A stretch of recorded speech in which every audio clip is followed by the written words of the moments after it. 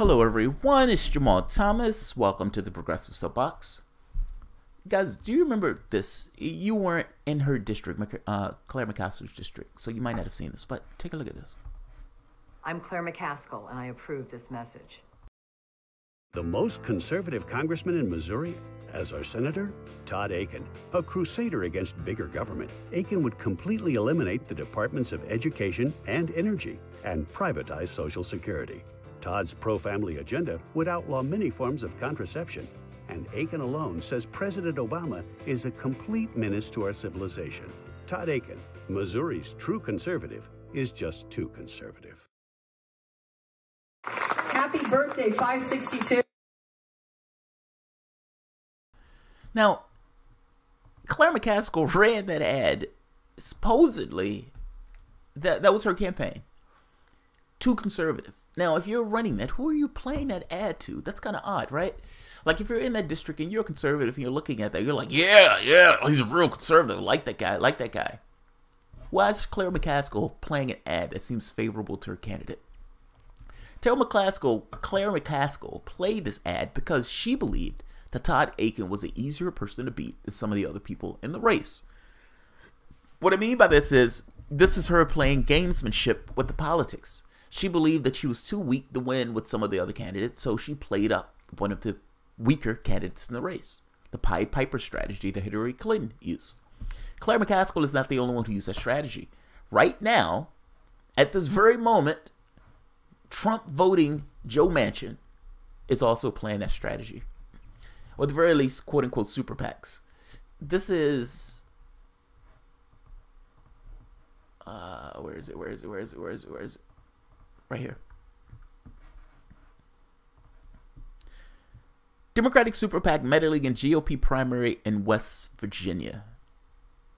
A Democratic SuperPac is meddling in West Virginia's Republican primary to boost Democratic Blankenship, an energy executive convicted of conspiracy to violate mine safety standards, who is viewed as the weakest challenger to incumbent Joe Manchin. Duty County has filed independent expenditures reports with the Federal Election Commission for hundreds of thousands of dollars in advertising opposing Representative Evan Jenkins and State Attorney General Patrick Morrisey. The two Republicans are considered tougher for Joe Manchin to beat in November than Blankenship, who went to prison in 2016 after being found negligent in the deaths of 29 coal miners. That is amazing. That is absolutely amazing. This guy literally was convicted and went to prison for killing 29 coal miners. Let's say negligent in the deaths of 29 coal miners. He is running in the race. And Joe Manchin's Super PAC is saying, look, Joe Manchin is going to have a hard time beating any real opponent in this race. So let's play up the guy who went to prison for killing 29 coal miners. Let's play up that guy to be one of the representatives or the senators for West Virginia. That's amazing. Let's keep going. Duty and Country has reportedly spent $460,000 against Jenkins and around $30,000 against Morrisey. The Super PAC's vendors include prominent Democratic firms based in Washington, SKD Knickerbocker, Moore Campaigns, and Waterfront Strategies. As Democrats did in Alabama in a special election in the Senate last year, they were obscuring their activities in this race by running it through generically named Super PACs rather than an official party organ and aligned politically organization. That's sad. That's profoundly sad. You can't even win on your own rights. Hey, what do you represent? We don't know, so let's play up the worst parts of... Doug Jones beat a pedophile. Let's be very clear. Doug Jones barely beat a pedophile. In this case, they were playing up a guy who actually went to prison because they believe that Joe Manchin would have a hard time, if not impossibility, of beating the other candidates in the race who are, I guess, pose a more viable challenge, seeing as they haven't been to prison for killing 29 coal miners. This is sad. Represent something. West Virginia is one of the poorest states in the nation, despite giving all of its wealth away from the standpoint of coal to the very top 1% of the crest. And just to be very clear, we're calling Joe Manchin a Democrat.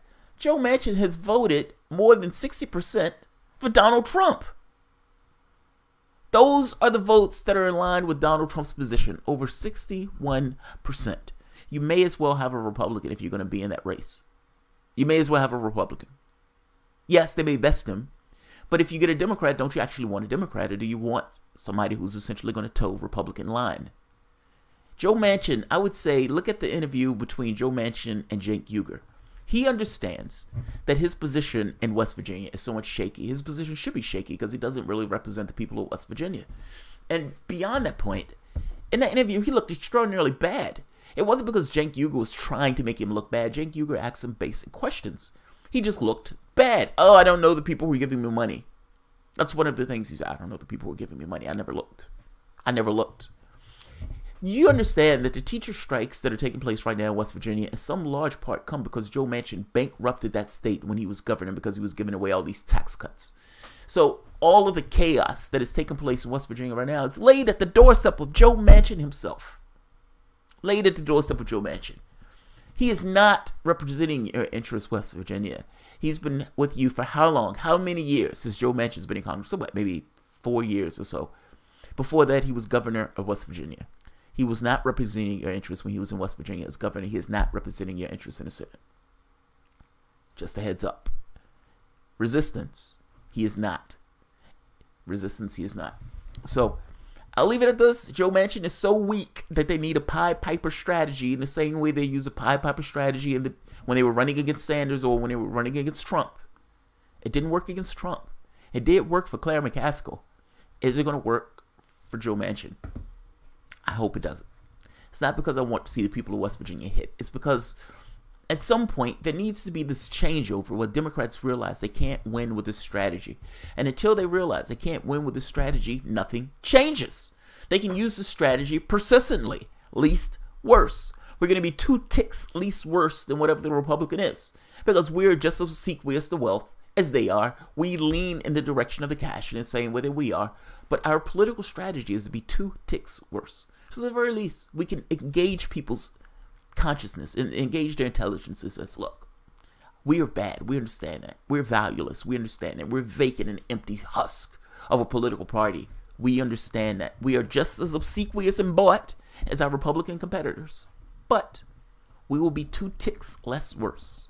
We would only vote for Trump 61% of the time that he's pushing legislation. The rest will be Democratic for that other 30%. Is that what you want? Always perpetually least worse? Or do you actually want something to change? The only way you get real change is being willing to say no. To say, I'm not going and do the same thing that I've always done. I don't mean for this for you to go out and vote a Republican. It does mean that if there's a third-party ticket, to vote that third-party ticket. It does mean stop supporting the Democratic Party when they're not representing your interests. If they are representing your interests, have at it. But seeing as Joe Manchin bankrupted the state, putting it in debt in order to give tax cuts, that gives you a certain amount of idea of where Joe Manchin's head is. And it's not with the people of West Virginia. It is with that top 1% plutocratic air that he exists in. Regardless of what he may say, regardless of the ads that he put out, Joe Manchin has a very particular political ideology and is not in line with the people of West Virginia. So, I'm trying to keep these quick. I'm trying to keep these to the point. So I'm not going to rant. I'm not going to bitch. I'm not going to moan. I'm just going to say, West Virginia, look at Joe Manchin's track record and see whether or not it is in line with what you need. You're one of the poorest states, despite having all of this energy wealth that you've been giving out for God knows how long. He has bankrupted your state in government, meaning federal level, and while he was his governor. It's time for a change. I would say Paula Swearengin. I think she's awesome. I think she's a great choice. But at the very least, not him. Not him. Don't reward Democrats for their bad behavior. That's my point. Putting Joe Manchin back in that office rewards him for bad behavior. This is atrocious. I mean, I understand this is politics. I understand that, you do whatever you need to do to win by hook or by crook. But this is more so by the crook side. This is more so by the crook side. I'm not shocked that it's being done. Would I be shocked if Republicans were doing it? No, I wouldn't be shocked if Republicans were doing it. It's kind of besides the point. Shouldn't you represent something? Is this the way that you really need to win your elections? And if you really need to win your elections this way, what does this say about you? What does this say about your campaign? And what does this say about the things you actually represent and your real support in that country or in that state?